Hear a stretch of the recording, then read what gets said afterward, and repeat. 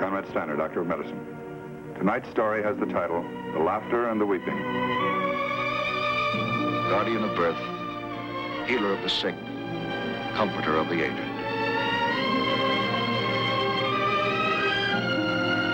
And the qualities of the worthy physician are three: the eye of an eagle, the heart of a lion, the hand of a woman.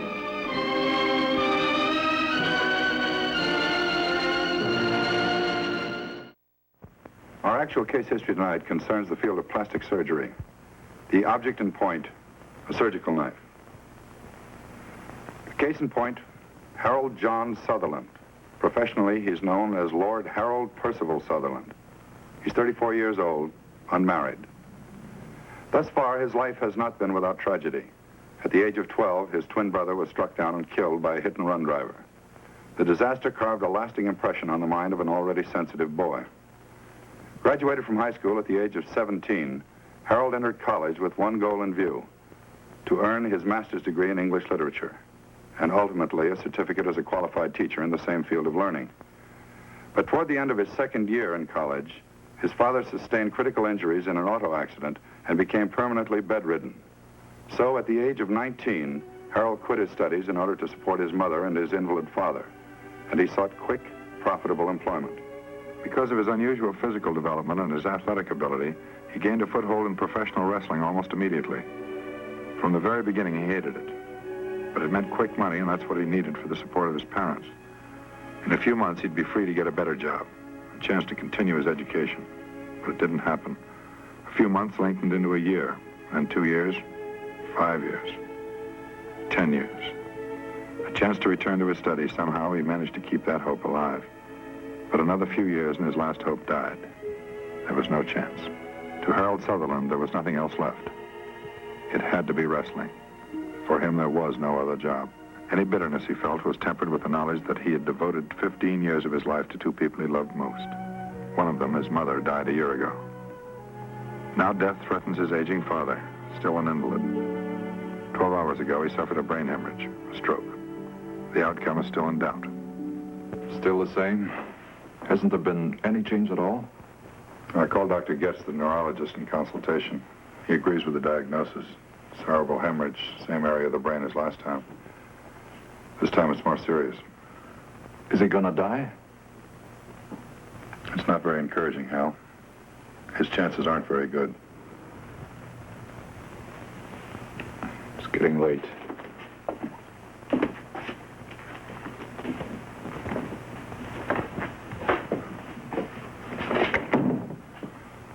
I know it's hard to accept. It's always hard. I should have been expecting it, I guess, after the last time. Hal, your father's a remarkable man, but he is getting on. And he hasn't had an easy time of it. An invalid the last 15 years. Long time. God knows he's had enough pain. Maybe it's better this way, I don't know. Hal, it's something we all have to go through sooner or later. Even before his accident, your dad always figured he'd have a pretty good life. That's more than you can say for yourself so far. I think you know what I mean. Well, you know what the situation is, Doctor. We've talked about it before. That's all we've done is talk. Hal, you're 34 years old. You've spent a lot of years doing things for other people. Isn't it about time you tried to do something for yourself for a change? I'm sorry, Doctor. It's getting late. I've got to get going. You planning to go back to school? Get that teacher's certificate? I don't know. Maybe if I get a chance. You'll do what you can, won't you? I'll be back as soon as I can, maybe around midnight. We'll do everything possible. If there's any change in his condition, we'll let you know right away.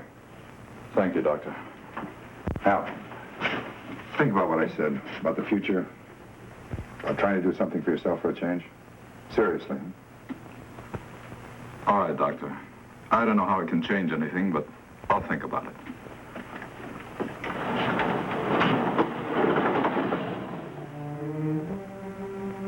So once again, Harold Sutherland returns reluctantly to the source of his livelihood, the wrestling arena, to reenact a role he's long since wearied of. Waiting his arrival is an integral part of the act. Luther Jackson, a garage mechanic during the day, he's a close friend. But in the purple prose of the publicity handouts, He's billed as longtime family retainer and personal bodyguard to His Grace Lord Harold Percival Sutherland. Despite the fact that professional wrestling is a most curious mixture of entertainment and sport, and the audience is quick to accept new favorites and quick to discard them, after almost 2 decades, Lord Harold Percival Sutherland can still command steady employment. Quite naturally, the staging and the costuming and the slapstick comedy elements have played no small part in the success of the act. But where others see him as a comic and successful clown, Harold Sutherland regards himself as a failure, an utter, misbegotten failure. What I'd like to do is with the Sutherland, well, it needs more jazz or we're going to lose the crowd. Well, I don't know, Stan. What do you want me to do? Just what I told you, stupid. Now move in on him tonight. He won't be looking for it, and you can rough him up just as much as you want to. Lay right into him. Yeah, but suppose he won't stand for it. He's still no pushover, you know.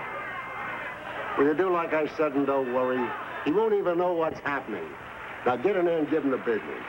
Pound him around, and the crowd will love it. Really pound him around good. Make way! Which way? Defer, if you please. Defer to his lordship. Make way for his grace. Make way for Lord Harold Percival Sutherland, champion of His Britannic Majesty's Empire. Make way. Make way for Lord Sutherland.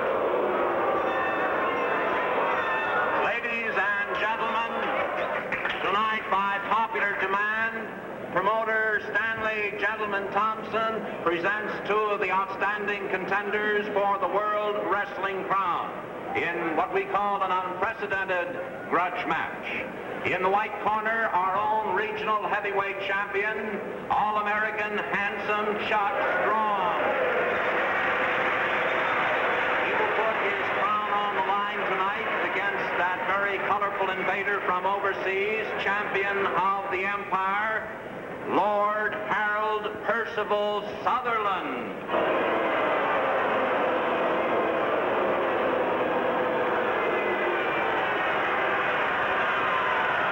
Ladies and gentlemen, by popular request, Lord Percival's recitation tonight, a speech from William Shakespeare's play, King Henry VI. Lord Percival, if you please.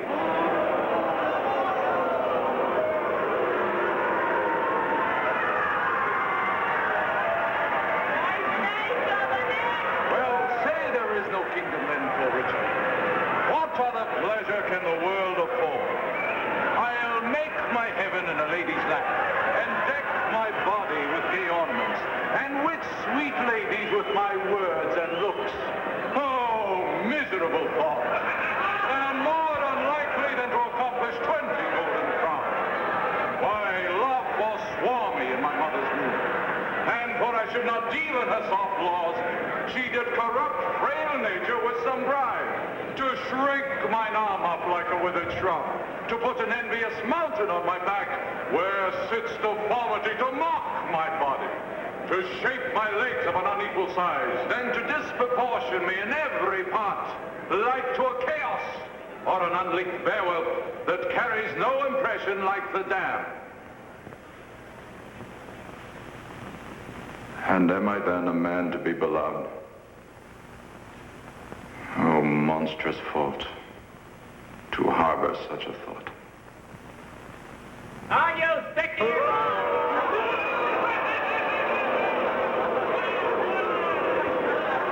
All right, then, let's go.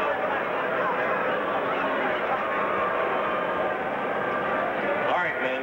We all know the rules here, and I'm going to enforce them. Any questions, I'll take them now. Let's go.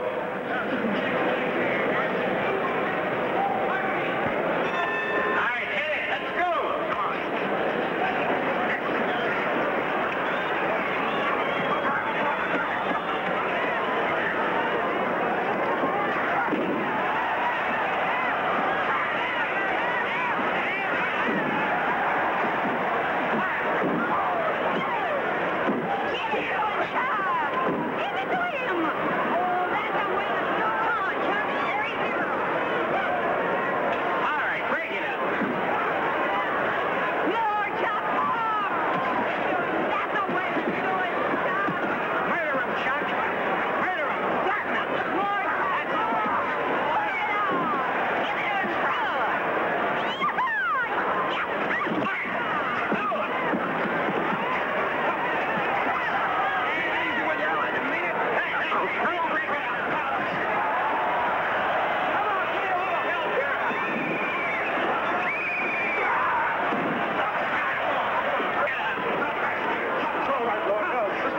take over. Let me have it. It's all right, Lord Hell. Just relax now. Everything's going to be all right. It's really all right.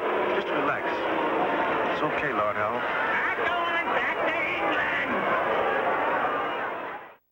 England. Sorry? You're sorry? A lot of good that's gonna do. Well, of all the lousy tricks, Chuck's the headliner, not you. He's supposed to look good. He was only doing his job. Come off it, Stan. You pulled a double switch and you know it. What? What are you talking about? Chuck played it rough because you told him to. You wanted blood, you wanted a circus. I've been around a long time, remember? Yeah. Maybe you've been around too long. Look, I'm running this outfit, and I'm not carrying anybody who can't take orders. Now, you'll do as you're told or you're through. Remember, pal, you can be replaced just like that. All right, Stan. If that's the way you feel about it, maybe you better replace me. All right. That's the way you feel about it? There's your cut for the night, and we're quits. Lord Hell! Lord Hell! The hospital just phoned you. They said it's important. They said you'd better come right away.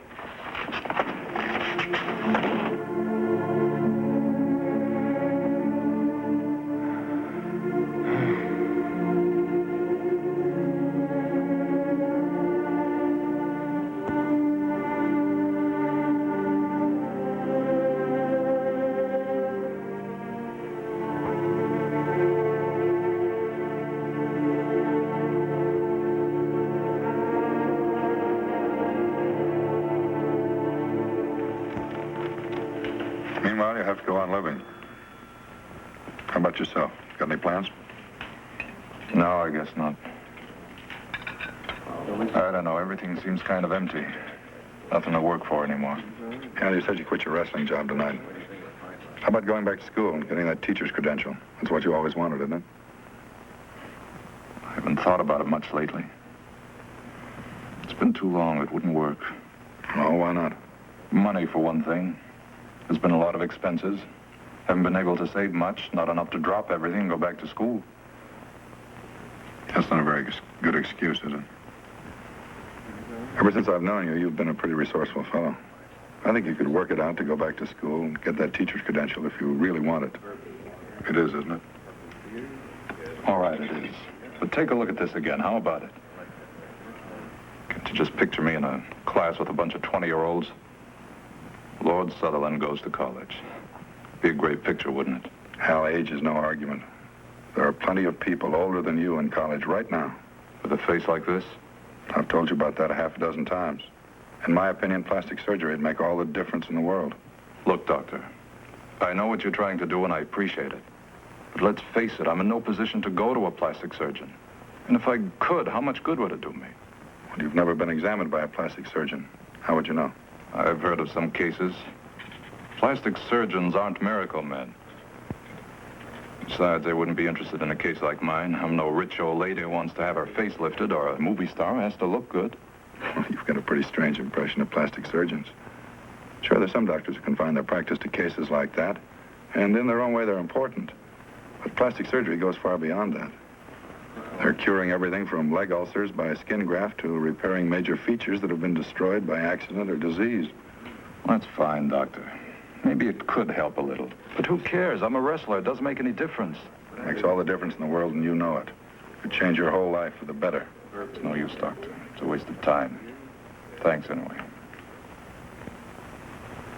Hal, your mother and father were never very happy because you couldn't finish your education.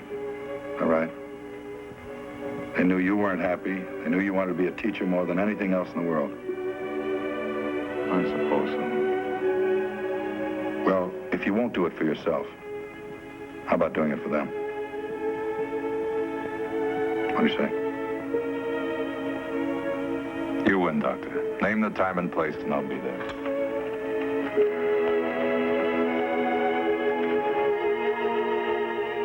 So at last, Harold Sutherland brings his problem to the attention of a qualified plastic surgeon. After a complete history of the patient's general health is taken, there follows a more thorough examination of the areas involved, the ears and the nose. The chances for improvement and the degrees of improvement are carefully evaluated. What's your opinion, Doctor? Is there anything you can do? Yes, I believe there is. Essentially, we have three problems here: protruding ears, the cauliflower condition of the ears, and a deformed nose. I see. Now, let's take the most difficult one first, the cauliflower ears. We try to improve this condition or correct it as much as possible by thinning and smoothing out the lumps of scar tissue which have developed. Now, I can't promise that we'll be able to thin out and smooth out all the lumps completely, but we certainly can improve them. In any event, they'll be much less noticeable when the ears are laid back close to the head. Well, how would you go about it, Doctor? I mean, pinning the ears back. It's a fairly simple procedure. An incision is made in back of the ear, directly in line with where the normal fold would be. With you, the fold didn't develop naturally, so we'd make one for you. Do what nature failed to do. It's a rather common operation nowadays. It's usually taken care of in childhood, but it can be done at any time. Well, that sounds pretty good. What about this? I think we can take care of that all right, but I would like to know what you have in mind, what you expect. Well, something like it used to be, I guess. Doesn't have to be perfect, just so it isn't something you stop and stare at. We can certainly do that much, all right. Well, how would you go about that? Would you have to graft bone, things like that? No, in your case, nothing is missing. The bone and tissue is merely mashed down. You can regard it very much on the principle of a triangle. The apex is flattened and the base spreads like this. Now, by bringing the base together, the apex or ridge of the nose is restored to its normal position. I see.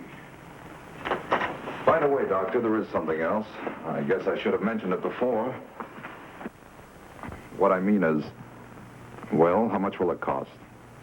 Very simply put, Mr. Sutherland, fees for operations of this type are generally in line with other surgical procedures which require similar operating time.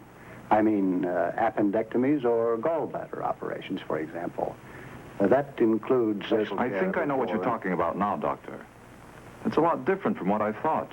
I always heard plastic surgery was so expensive, usually runs into $1,000 or more.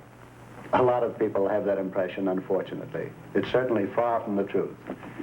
Now, of course, Mr. Sutherland, surgery is out of the question for you until your ears have healed completely, until there's no danger of infection. I understand. After that, if and when you decide on surgery, why don't you call me right here at the office?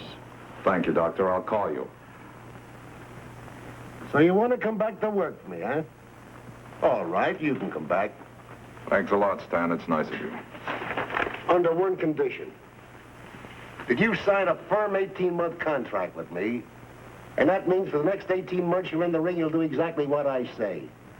If I say stand on your head, you stand on your head. If I say fall down, you fall down, understand?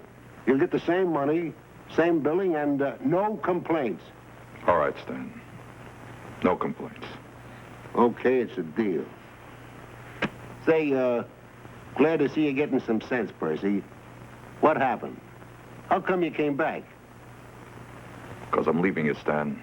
18 months and I'm leaving you once and for all. So after the long years of trial, the long years of waiting, Lord Harold Percival Sutherland delivers himself back to a livelihood which he hates, but at the same time represents a means to an end. The trial is long, 18 months. They pass slowly. And the injuries are not confined to the body alone. The spirit also suffers, a sensitive spirit, one exposed to constant derision, gross comedy, scorn, ridicule. At the same time, the physical injury cannot be minimized. It is only conjecture, but it might be significant that the lives of many of the world's most famous clowns and comedians have been painted with tragedy and great sorrow. And the weeks pass slowly, and slowly the months. Scars healed or reopened, then heal again. The crowds are pleased, the promoters are happy.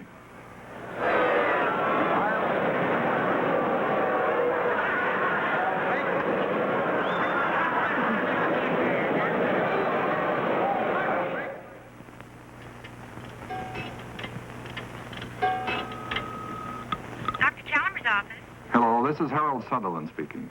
I'd like to make an appointment with Dr. Chalmers, please. This week? Yes, as soon as possible. Friday at 10, Mr. Sutherland. Because of the lapse of time since his initial visit, the patient is re-examined thoroughly. Additional damage is noted, but nothing critical enough to advise against surgery. A date is set for the operation 2 weeks hence, and the doctor's office staff completes hospital arrangements. Photographs are then taken to provide accurate records of the patient's preoperative condition. The patient, Harold Sutherland, is admitted to the hospital during the afternoon the day before surgery. Early the following morning, the patient is given preoperative sedatives. The patient is removed from his room and taken to surgery. The surgery is accomplished under local anesthetic. The patient experiences a feeling of drowsiness, well-being. The initial procedure is to correct the protruding condition of the ears. To correct the cauliflower condition, skin flaps are dissected away from the deeper masses of scar tissue, and this material is then paired to the normal shape and thickness of the original ear cartilage. Next, the rhinoplasty, the surgical procedure on the nose. The nasal bones are cut through with a fine chisel-like instrument, an osteotome, in approximately the same area where the original fractures occurred. This allows the surgeon to relocate the bony structure to its original position and to remove any excess bone. He also frees the cartilage, which provides the shape and support to the tip of the nose from the scar tissue, which has been holding it in a distorted position. The natural resilience of the cartilage returns the nose more or less to a normal shape. Finer molding and anchorage of this cartilage is accomplished with the use of sutures.